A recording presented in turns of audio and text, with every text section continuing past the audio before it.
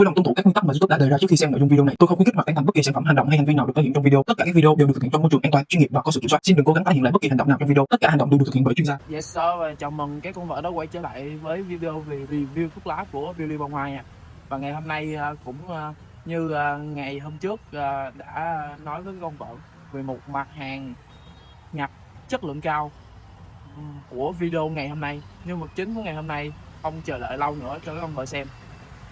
Winston, đây là một mặt hàng mà chồng đã phải đi kiếm rất là nhiều nơi, và thật may mắn là chồng đã tìm được ở một khu vực ở gần đây, khu vực Biên Hòa. Nếu cái con vợ nào thích thì có thể mua và thử.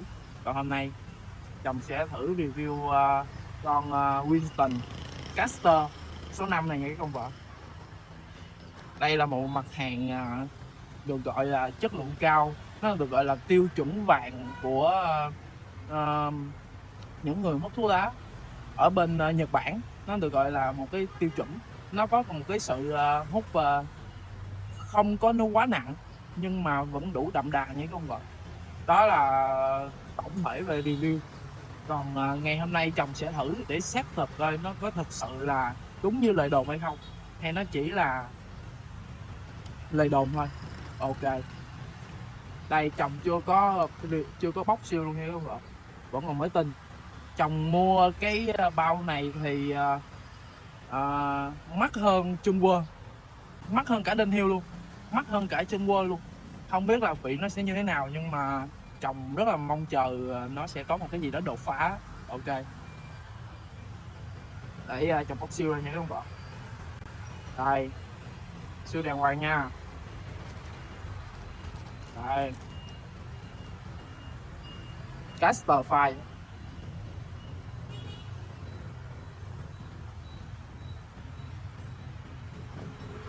Xem má, chồng sợ làm hư quá. Cha. Đây, gọn gàng và sạch sẽ, luôn luôn là như vậy. Cái mùi thì chồng không có nghe ra cái mùi gì hôi hết á, chồng cũng không nghe mùi thuốc lá luôn, nhưng mà chồng nghe được cái mùi rất là thanh thanh, nó kiểu nó mát mát. Ok, bao bì đóng gói khá là cẩn thận, ngăn nắp sạch sẽ, tỉ mỉ, gọn gàng. Đây, tôi chồng thấy thì nó như cái gói camel hôm bữa chồng hút nhờ, em thấy cũng na ná như vậy, cũng y chang luôn. Từ cái đầu lọc, cái điếu thì có vẻ nó hơi ngắn hơn thì phải. Cái đồ lọc thì nó dài, đồ lọc thì dài gần bằng 1/4 của cái điếu hút luôn rồi. Này các bạn có thể thấy nó dài bằng gần một nửa luôn rồi, 1/3.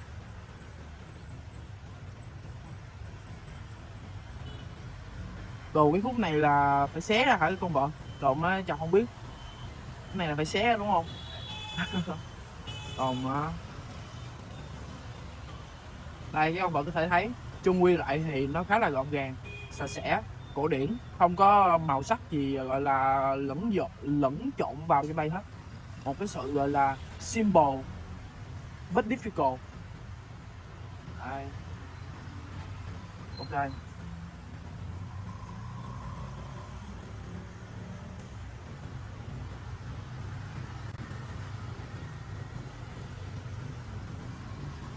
ok nha, để chồng bây giờ chồng sẽ test thử luôn nha các ông vợ, không chờ đợi lâu nữa.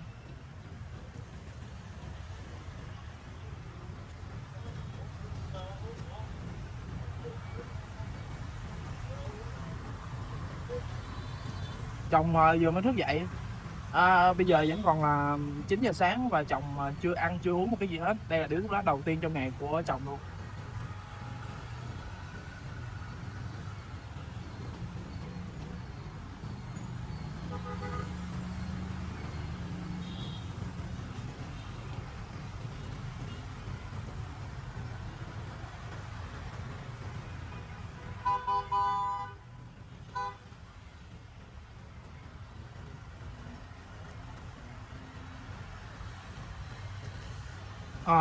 Theo như chồng đánh giá thì khi mà cái khói nó vào trong cái cổ họng của chồng á, thì chồng đánh giá là cái độ gắt của nó hơn hàng camel, nhưng mà nó không quá gắt nha, nó không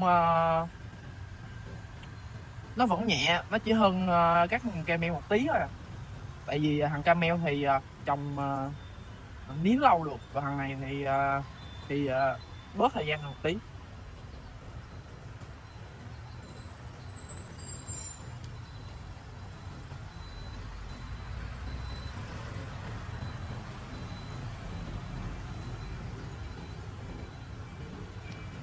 Ở đây gió quá.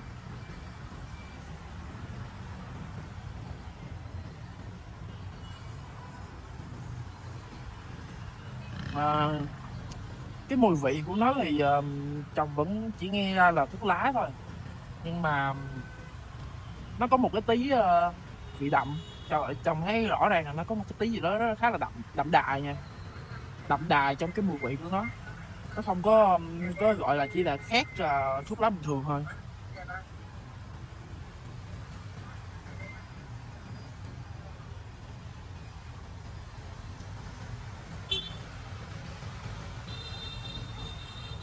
Nhưng mà về cái độ cháy của nó thì chồng thấy khá là nhanh nha, cái độ cháy nó khá là nhanh.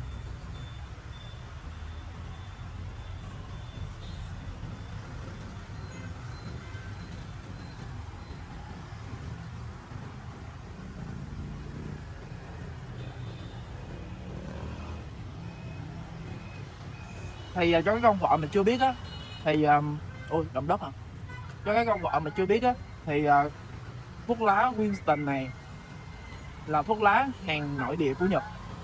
Nó có chia ra hình như là 3 loại theo chồng biết: Winston 5 và Winston Caster, và có cả Winston X hay sao á, chồng không nhớ rõ. Nhưng mà cái nguồn gốc xuất xứ của cái Winston này á là Winston 5 á, là từ nước Mỹ hay con vợ, chứ không phải là từ Nhật Bản nữa nha. Nguồn gốc xuất xứ của nó là từ nước Mỹ. Sau này á, khi mà công ty Nhật Bản GIT á, GTI hay GIT là cảm thấy khá là thích thú với cái Winston này, thì họ mới du nhập và họ sản xuất luôn ở Nhật Bản xài.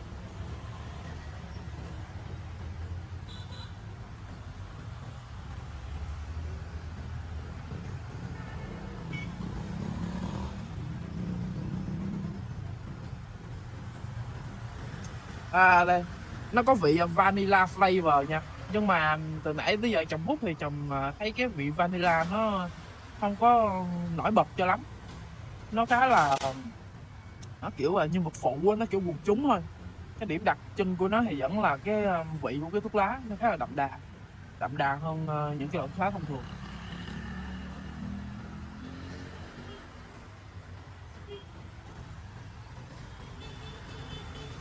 Chồng vừa nói được mấy câu để hết rồi. Thì chồng đánh giá là cái tốc độ cháy của cái con này thì nó khá là nhanh. Ok, xong điếu đầu tiên do nhanh quá nên chồng sẽ làm thêm một điếu nữa và kể cho các vợ kỹ hơn về cái lịch sử của cái thuốc lá này.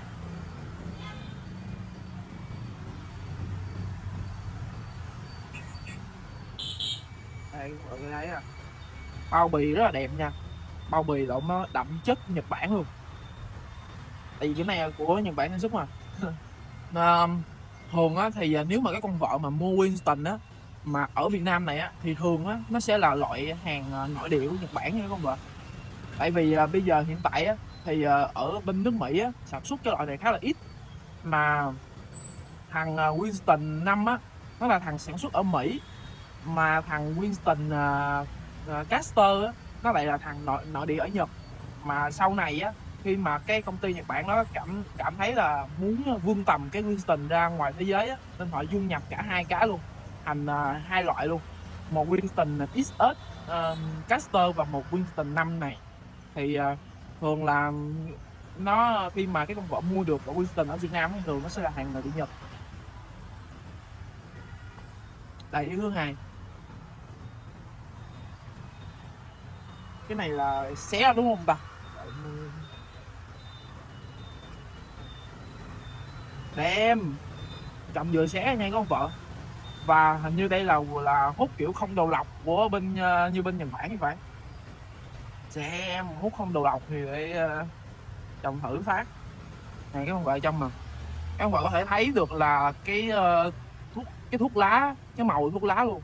Nó cách nó chỉ một cái tờ giấy rất là mỏng thôi, có nghĩa là cái con vợ sẽ cảm nhận được full cái vị giác của con thuốc này luôn. Ok, tại sao không.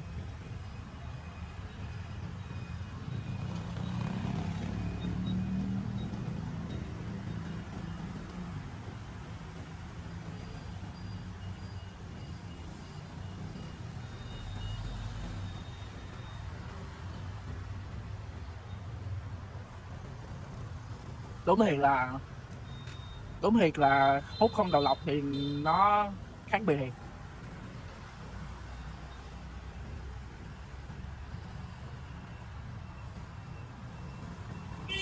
Bây giờ chồng nghe được tận cái vị hơn rồi, nó thật sự là nó không có khé cho lắm, nó khá là mượt đấy chứ. Hoặc là chồng hút cái đứa thứ hai thì phải quen.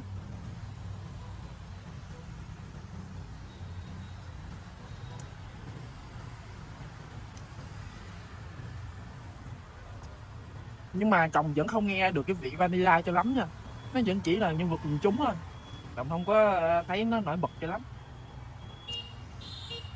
Nhưng mà hút không đầu lọc thì nó thấm hơn á.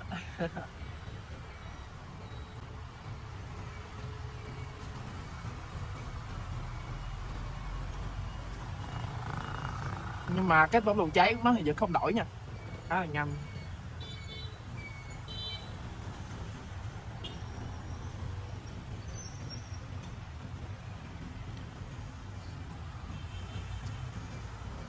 Đây các con vợ có thể nhìn kỹ nè.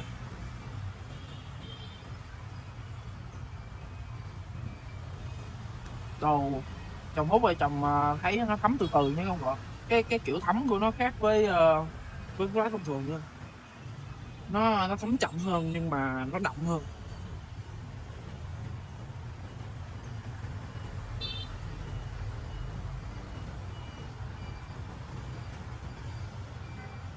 Đây, Premium Quality Sin 1954 Casterfire Made in Japan hay con vợ. Made in Japan luôn.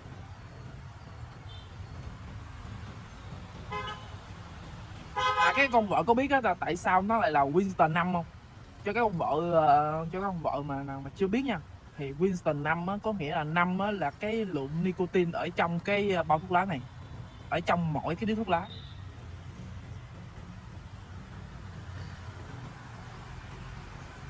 Con số 5 á, ở bên người ta muốn gắn cho cái thương hiệu này á, là một cái sự hài hòa, cái sự cân bằng, balance. Nó không có quá nặng nhưng mà nó vẫn đủ đậm đà, cho nên là người ta để con số 5. Người ta muốn cái thương hiệu của mình mang lại cái sự đậm đà và không quá nặng, cái sự cân bằng ở trong cuộc sống của mọi người.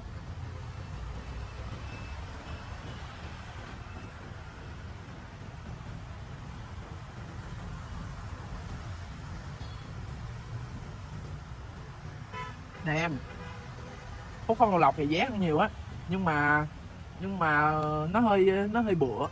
Nó hơi bựa một tí.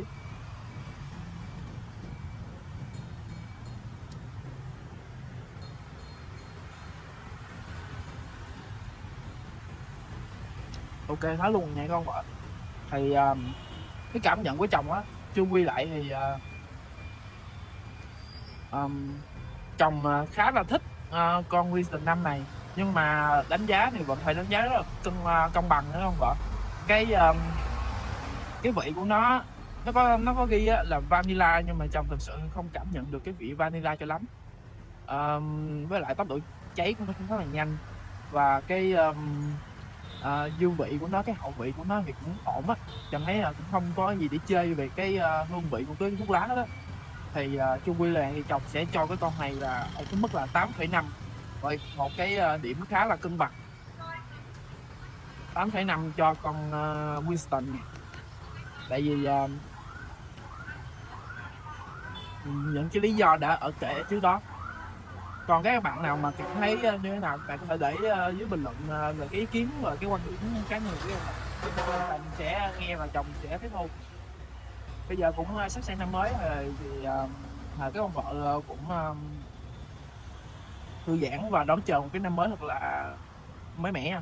Ok, video tới đây thôi, chào các ông vợ và hẹn ở video tiếp sau.